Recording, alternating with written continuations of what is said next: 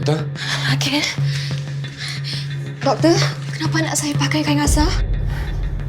Ana awak rasa tak selesa pada mata, cikgu bawa dia datang. Lepas kami periksa, kami dapati dia ada retinoblastoma, sejenis kanser mata.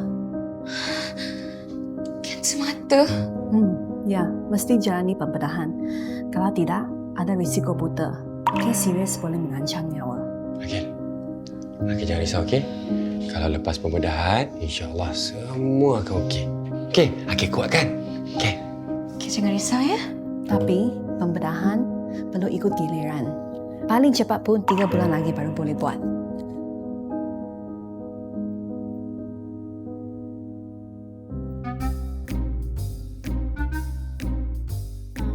Sudah, nanti datang semula ambil laporannya. Hospital apa ni?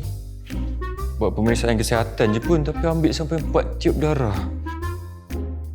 Guna betul, dah tahu tak ada duit. Janganlah sakit.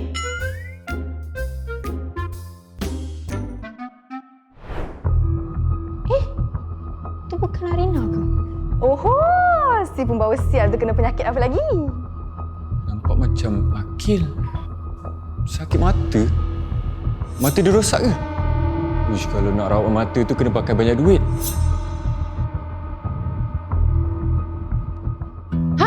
Operation nak pakai 200,000? Hei, asal nyaring sangat suara tu?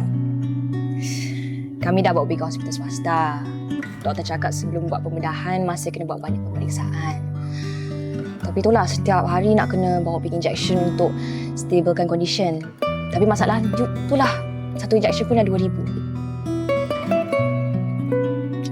Tapi itulah penyakit macam ni kan kena cepat-cepat buat operation barulah cepat sihat kan?